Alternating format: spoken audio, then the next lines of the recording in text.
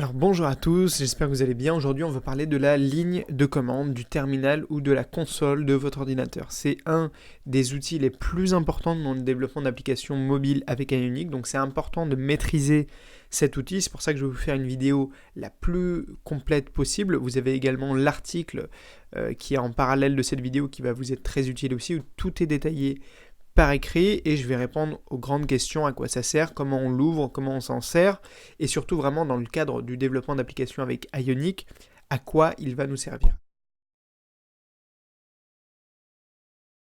Alors rapidement, à quoi ça va nous servir le terminal de votre ordinateur? Donc le terminal ici par exemple c'est un logiciel sur Mac. Vous avez également l'équivalent console sur Windows, donc pour le trouver déjà c'est tout simple. Sur Mac vous tapez terminal dans votre barre de recherche et si vous êtes sur Windows vous tapez console dans la barre de recherche de Windows, d'accord? Et ensuite vous ouvrez le logiciel. Il va vous ouvrir cet écran qui devrait être par exemple noir comme il se présente comme celui-ci et avec juste quelques écritures pour l'instant. Donc je sais que c'est un outil qui peut paraître assez impressionnant au départ, on a l'impression un peu de pirater son propre ordinateur, donc on ne maîtrise pas tout à fait cet outil-là au début. Mais vous inquiétez pas, je vais vraiment vous donner toutes les clés pour que vous puissiez le faire le plus sereinement possible. Alors concrètement, le terminal de votre ordinateur va vous permettre en fait de communiquer directement avec votre ordinateur. Par exemple, vous allez pouvoir lui faire installer de nouveaux paquets ou de nouveaux frameworks. Par exemple, Ionic, on va le voir juste après, on va l'installer avec notre terminal de commande. Vous allez lui entrer une ligne des commandes, npm, install, etc. Et il va vous installer Ionic sur votre ordinateur, d'accord ? Ça va nous permettre, par exemple, quand on va lancer notre application, par exemple, je veux travailler sur mon application, je vais lui entrer une commande, Ionic serve, dans mon application bien particulière, et ensuite il va me l'ouvrir dans mon navigateur, comme on va faire la démo juste après. Et par exemple, si je veux également créer une nouvelle application, je vais le faire à travers le terminal. Donc ça va vraiment être un outil qui va nous suivre durant tout le développement de notre application, que ce soit la création de l'application, le travail qu'on fait sur le navigateur pour la tester en direct, ou encore jusqu'à la dernière étape, jusqu'à la publication de cette application. Donc c'est vraiment important de le maîtriser et de ne pas en avoir peur. Alors première chose à savoir sur le terminal, sur votre console, sur la ligne de commande en général, c'est que vous allez en fait naviguer aussi à travers votre ordinateur. Par exemple ici il m'ouvre en fait mon terminal dans ma session actuelle qui est celle de mon nom, donc Driss Alaouissosé, d'accord ? Et si vous cherchez dans votre Finder, vous avez effectivement un dossier qui s'appelle ici avec le nom de votre session actuelle. Donc ce que je vous invite à faire, c'est que dans ce dossier-là, vous allez créer un dossier qui va s'appeler Appli Ionic et dans lequel vous allez stocker toutes vos applications, d'accord? Donc par exemple, moi j'ai celui-ci Appli Ionic, donc j'ai juste à faire cd Appli Ionic pour me rendre dans ce dossier-là où il y a toutes mes applications Ionic. D'accord? CD, ça va nous permettre, c'est une commande qui nous permet de naviguer. Si je veux revenir en arrière, je fais CD, et il revient dans le dossier précédent, dans le dossier parent. D'accord? Donc je remets CD appli Ionic pour naviguer.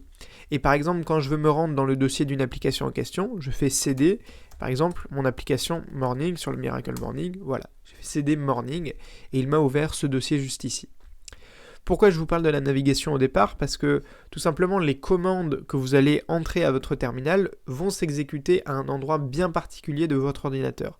Par exemple, une des commandes dont je vous ai parlé, c'est Ionic Serve. Donc si je tape Ionic Serve, il va effectivement m'ouvrir et commencer à m'ouvrir dans mon ordinateur, ici dans mon navigateur, il va venir m'ouvrir mon application, d'accord? Donc ça n'a de sens quand j'entre cette commande uniquement si je suis dans un projet Ionic, d'accord? Et dans le projet Ionic que je veux ouvrir. Donc si je veux ouvrir mon application Miracle Morning, il faut que je me rende dans le dossier de cette application, à savoir Morning, et ensuite que je lui entre la commande Ionic Serve. Donc vous voyez là, il vient de m'ouvrir mon application sur mon navigateur, et donc là je peux coder, travailler sur les fonctionnalités de mon application. À savoir, pour terminer sur la navigation, c'est que là je fais CTRL-C pour quitter l'exécution de cette commande, d'accord? Et là je vais pouvoir lui entrer une nouvelle commande. Juste pour vous dire que par exemple, si je veux revenir 2 fois en arrière, j'ai juste à faire 2 points, /2 points. Et là, je me retrouve bien dans mon dossier Driss, c'est-à-dire le dossier de ma session.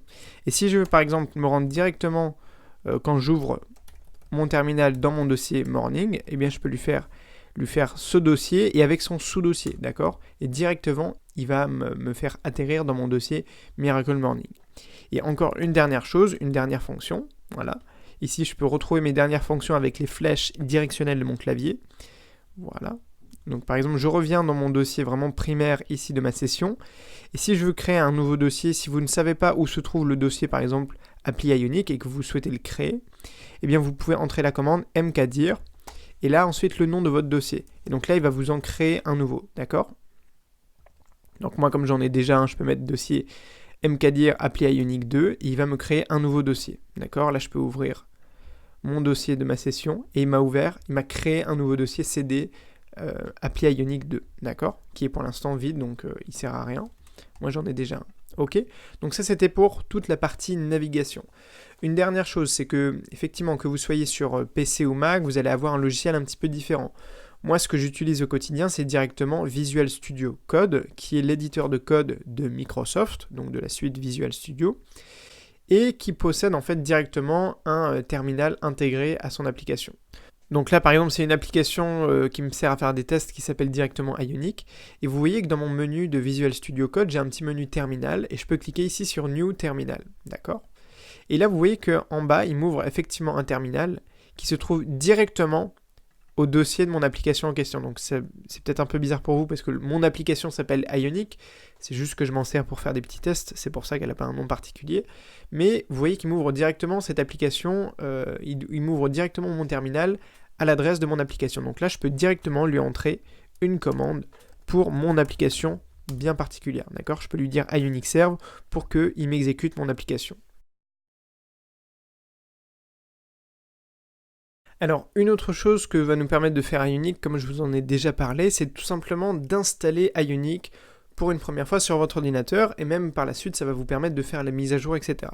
Donc pour ça, j'avais fait une vidéo à part qui concerne juste l'installation d'Ionic, mais voilà, juste pour vous rappeler que c'est bien avec une commande qu'on va installer Ionic sur notre ordinateur, et notamment que vous voyez ici c'est une commande npm donc qui utilise la bibliothèque Node.js, donc tout ça j'en parle dans cette vidéo précédente, et je voulais juste vous parler en fait, des paramètres de la ligne de commande, et vous voyez ici que le petit -g c'est un paramètre en fait qui fait tout simplement référence au fait que ça soit une installation qui est globale sur votre ordinateur.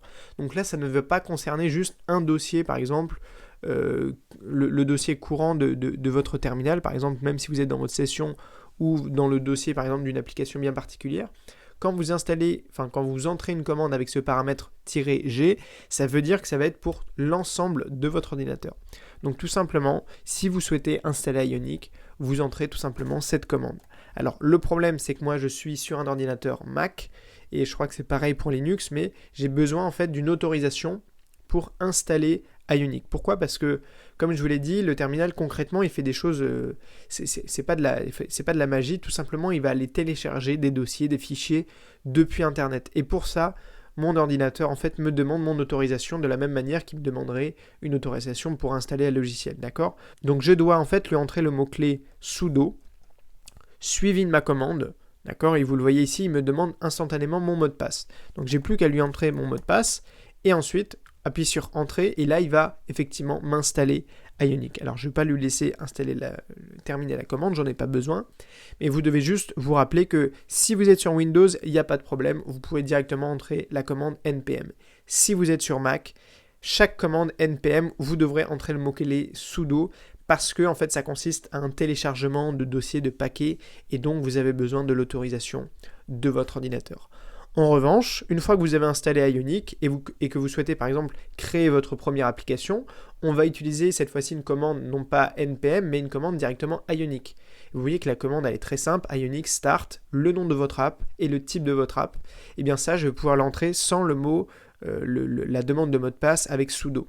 Et vous voyez qu'on va pouvoir créer trois types d'applications, une application dite vierge ou blank en anglais, une application avec des tabs, c'est-à-dire un menu tout en bas de votre écran, et une application avec un menu latéral comme vous le voyez ici.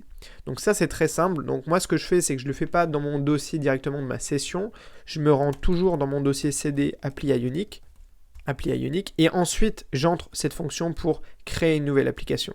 Et là instantanément il va me générer une nouvelle application. Et d'ailleurs, vous pouvez le voir, alors j'ai coupé volontairement l'exécution, mais si je me rends dans mon dossier, vous voyez que là, j'ai un nouveau dossier qui vient d'apparaître qui s'appelle My App. mais bon, j'en ai pas besoin. Ok? Donc ça, c'était pour les commandes vraiment de base d'Ionic. Une dernière chose qui va nous être utile, c'est tout simplement de naviguer, comme je vous l'ai dit, avec la commande cd dans le dossier de votre app que vous venez de créer, et ensuite d'exécuter votre application avec la commande Ionic serve, comme je vous l'ai montré précédemment, pour ouvrir tout simplement votre application dans votre navigateur. Voilà, donc une autre chose, c'est que quand vous souhaitez par exemple ajouter une nouvelle fonctionnalité à une application bien précise, donc là par exemple je suis dans mon application Miracle Morning et j'ai envie par exemple de travailler avec Firebase. Donc ce que j'ai fait, c'est que si je reviens en arrière, j'ai juste tapé Ionic Firebase sur Google, je suis tombé sur le site d'Ionic, ok, il me propose une page de documentation, et avec notamment, en ce qui concerne l'installation, 2 lignes de commande. Donc je viens copier tout simplement la première ligne de commande, je vérifie bien, je suis bien dans le dossier de mon application, et je viens copier cette commande, d'accord? Donc ça, quand c'est une commande Ionic et Cordova, il n'y a pas besoin d'entrer le mot-clé sudo. Donc comme j'ai déjà installé le plugin, je fais CTRL-C. Et pour ce qui concerne la deuxième commande, par exemple, là c'est du npm, donc là, puisque je suis sur Mac, j'entre le petit mot-clé sudo, suivi, encore une fois, de ma commande npm. Et là, ensuite, je peux le laisser installer et télécharger tout ça. Donc tout ça pour dire que quand vous allez avoir besoin d'un plugin bien particulier, ça va se faire notamment d'abord avec la ligne de commande. Et ensuite, vous allez voir comment l'importer dans votre application, etc. Et vous pouvez voir ici, dans toute la documentation, tous les plugins qui existent. Donc là, on a vu Firebase, il existe Google Maps, il y en a des dizaines et des dizaines, voire des centaines de plugins qui sont dits natives de Ionic, d'accord? Puisqu'ils vont utiliser des fonctionnalités natives d'iOS et d'Android. Donc ça, c'est pour l'installation d'un plugin bien particulier. C'est très simple, vous ouvrez le dossier de votre application et vous entrez les commandes qui vous demandent d'entrer. Voilà, on va continuer par une des fonctionnalités qui est utile lorsque vous commencez à travailler sur la publication de votre application. Par exemple, je vais tester avec mon application Ionic ici. On va avoir tout ce qui concerne les plateformes, que ce soit iOS ou Android. Donc là, par exemple, je me rends dans mon sous-dossier CD appli Ionic, d'accord?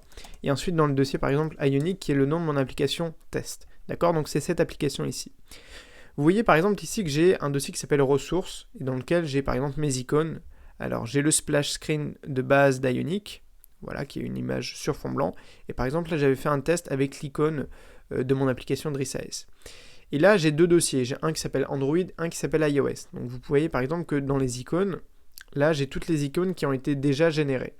Et que si je reviens en arrière pour le dossier Android, c'est pareil. Là, par contre là on a encore les icônes d'origine de Ionic, d'accord? Donc ce que je voulais vous montrer, c'est qu'on va pouvoir par exemple gérer tout ça avec la ligne de commande. Donc si je lui dis par exemple, on peut même le regarder en instantané. On va lui entrer la ligne de commande suivante, Ionic. C'est une sous-fonction de Cordova, d'accord? Resources, c'est pour faire en référence tout simplement aux ressources, donc ça va être les icônes et les splash screen. Et là je lui dis Android, voilà, parce que je veux qu'il applique ça à Android, et qui génère mon icône. Je lui entrer, et vous allez voir que automatiquement ça va être modifié. Vous voyez? Ça vient de me générer toutes les icônes d'Android dont je vais avoir besoin. D'accord? Donc là, si je reviens en arrière, le splash screen, comme c'est celui d'origine, je ne vais pas pouvoir faire de modification. Ok. Mais ça, c'est juste pour vous dire que vous avez 4 paramètres. Donc si je reviens en arrière, Ionic Cordova. Alors si vous mettez juste Resources, il va tout vous régénérer à partir des deux fichiers que vous avez ici, à partir de l'icône et du splash screen. D'accord? Il va venir générer toutes vos images, toutes vos icônes pour Android et iOS, et également tous vos splash screen. Donc le splash screen, si vous ne connaissez pas, c'est tout simplement l'écran de lancement de votre application. Et ensuite, vous pouvez lui mettre juste un paramètre. Par exemple, si vous voulez le faire seulement pour iOS et seulement pour l'icône, vous mettez ça. Si vous voulez générer par exemple que le splash screen pour iOS, vous mettez "-s". Si vous voulez le faire que pour Android, eh bien vous enlevez iOS et vous mettez Android. Donc tout ça, vous l'avez dans la partie article de cette vidéo. Donc j'ai vraiment rédigé tous les cas de figure différents qui vont vous permettre du coup de générer vos nouvelles icônes. Une dernière étape dans la publication, dans la création de votre application, c'est vraiment, je vous l'ai dit là, de bâtir, de créer la version de votre application iOS ou Android. Ici, vous voyez que dans toutes vos applications, vous avez un dossier qui s'appelle plateforme, qui au départ va peut-être être vide si vous n'avez pas encore créé la plateforme iOS ou Android. Donc là, par exemple, j'ai déjà créé la plateforme iOS. Donc pour créer et ajouter une nouvelle plateforme, c'est très simple. Vous tapez Ionic Cordova plateforme, et si c'est la première fois, vous mettez add et par exemple là Android, d'accord? Et il va nous créer un dossier qui va s'appeler Android ici dans notre dossier plateforme, d'accord? Et pareil pour la version iOS. Et par exemple, si je me rends dans mon dossier iOS, qu'est-ce que je vais retrouver? Notamment le dossier que je vais ouvrir assez souvent par la suite, c'est mon dossier Xcode, enfin un fichier Xcode que je vais pouvoir ouvrir avec mon logiciel Xcode et qui va permettre par exemple de tester sur simulateur mon application Android, d'accord? Et c'est pareil pour Android, c'est un peu plus compliqué à prendre en main, mais ça va me permettre de l'ouvrir avec Android Studio. Donc quand vous allez faire vos tests au fur et à mesure, moi c'est ce que je fais quand je veux faire des tests sur mon iPhone, j'entre la commande, si j'ai pas déjà construit l'application, je fais Ionic Cordova Platform Add, par exemple iOS, et si c'est déjà fait, puisque là il va me dire que je l'ai déjà créé, j'ai plus qu'à entrer la commande Ionic Cordova Build iOS. Donc construis-moi la dernière version de mon application sur iOS. Et ça, c'est ce que je fais régulièrement quand je fais des tests sur mon téléphone. D'accord? Une fois que la version elle est construite, alors là juste un petit problème, une fois que la version elle est construite avec Build iOS, je peux venir ouvrir mon fichier directement Xcode qui a été mis à jour, et donc là où je vais pouvoir tester tous les changements que j'ai proposés dans mon application. Donc ça, c'est une des dernières étapes avec laquelle vous allez avoir affaire à votre terminal, d'accord? C'est quand vous construisez les versions iOS et Android de votre application. Voilà, et puis pour terminer sur cette vidéo, je voudrais parler de la gestion des erreurs. Donc j'en ai rencontré quelques-unes par exemple en tournant cette vidéo. Rappelez-vous juste que c'est tout à fait normal de rencontrer des erreurs quand on travaille avec son terminal de commande. Généralement, il n'y a aucun impact sur votre ordinateur, vous ne risquez pas de l'abîmer. Vraiment, rassurez-vous également. Et je voudrais aussi vous parler tout simplement de la résolution des erreurs. Donc par exemple, je me trouvais dans un autre dossier, celui de mon application Ionic, et j'essayais de lui installer par exemple un paquet, il me renvoyait par exemple une erreur. Par exemple, il ne peut pas trouver le fichier config.xml. Donc ça arrive, les erreurs, ça arrive tous les jours, c'est normal, ça fait partie du travail du développeur et de la création d'applications mobiles. Donc la marche à suivre, elle est toujours la même, c'est vous copiez l'erreur. Alors vous essayez de copier la partie la plus pertinente de l'erreur et vous tapez ça sur Google, c'est la seule manière de faire, et vous allez tomber sur des forums. Alors les forums, vous voyez, là j'ai un très bon exemple, j'ai directement le forum d'Ionic, donc qui est très pertinent aussi. Vous avez Stack Overflow qui est le plus grand forum informatique de la planète, qui est le plus utilisé.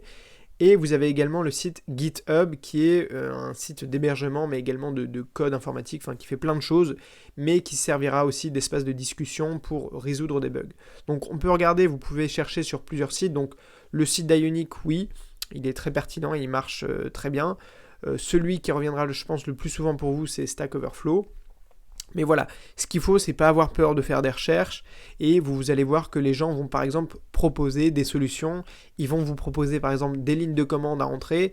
Vous voyez qu'il y a des gens qui disent ça marche pour moi, ça marche pas pour moi, c'est à vous de tester. Si vous voulez, il n'y a jamais de solution miracle, c'est toujours un peu de recherche, mais en même temps, rappelez-vous toujours que si c'était facile, tout le monde le ferait. Je veux dire, tout le monde aurait déjà créé son application mobile si c'était si facile que ça. Donc ça demande un peu de travail, ça demande un peu de recherche et également un petit peu de persévérance. Mais ce que je peux vous dire, c'est que tout problème a une solution. Vraiment, ça m'est jamais arrivé de rester bloqué indéfiniment sur un problème. Au pire, on peut recréer une autre application et lui reproposer les mêmes codes. Il y a toujours une solution pour votre problème sur Ionic et sur le terminal de commande. Voilà, c'est la fin de cette vidéo, j'espère qu'elle vous a plu. N'hésitez pas à regarder l'article de cette vidéo pour consulter un peu plus de détails par rapport au terminal de commande. Moi, je vous dis à très vite et surtout n'oubliez pas de rêver très grand. Allez, salut!